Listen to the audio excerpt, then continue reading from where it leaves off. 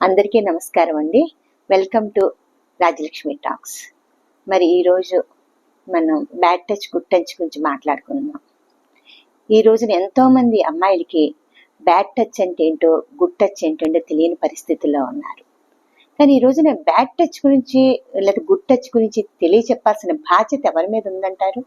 నేను తల్లుల మీదే కదా ఉంది.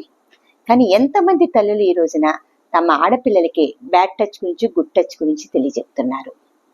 చాలా మంది ఆడపిల్లలకి బ్యాడ్ టచ్ ఏంటేంటో గుడ్ టచ్ ఏంటంటే అంటే మంచి స్పర్శ ఏంటో చెడ్డ స్పర్శ ఏంటో తెలియని పరిస్థితుల్లో ఈరోజు ఉంటే చెడ్డ స్పర్శనే మంచి స్పర్శగా ఫీల్ అవుతున్నారు.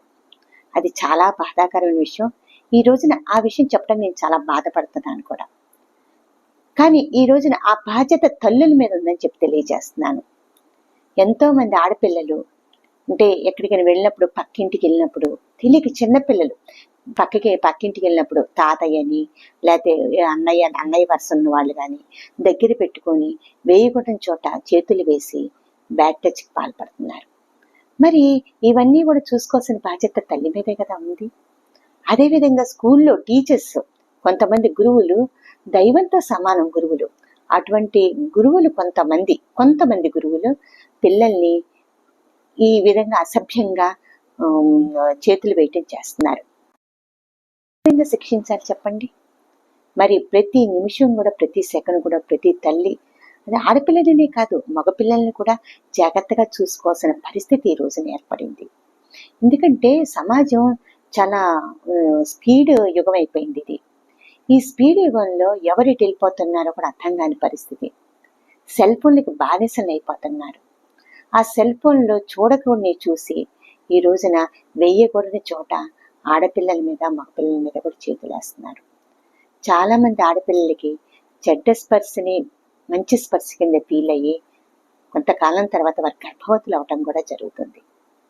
ఎంతో మంది తల్లిదండ్రులు కూడా ఆత్మహత్యలు చేసుకుంటున్నారు.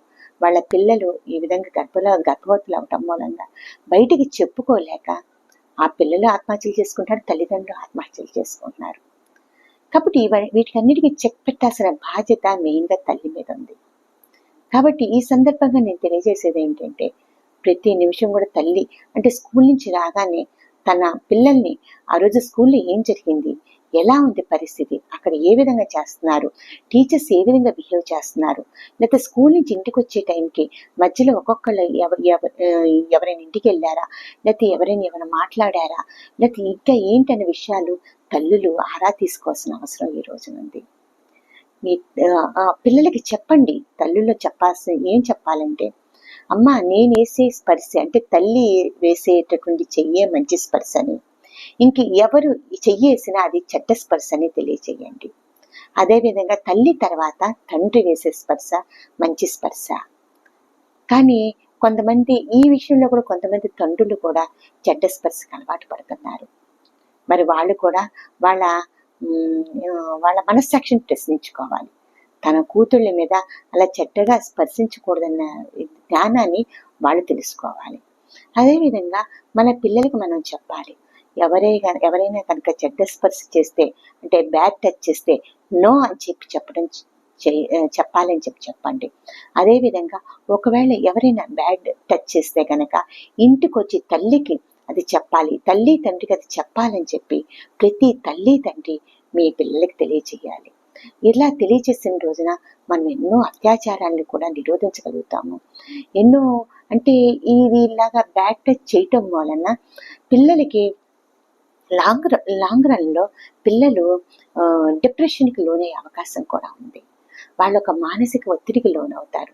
అది బయటికి చెప్పుకోలేక వాళ్ళు లోపల భరించలేక డిప్రెషన్లోకి వెళ్ళి వాళ్ళ మీద వాళ్ళే కంట్రోల్ తప్పిపోతూ ఉంటారు.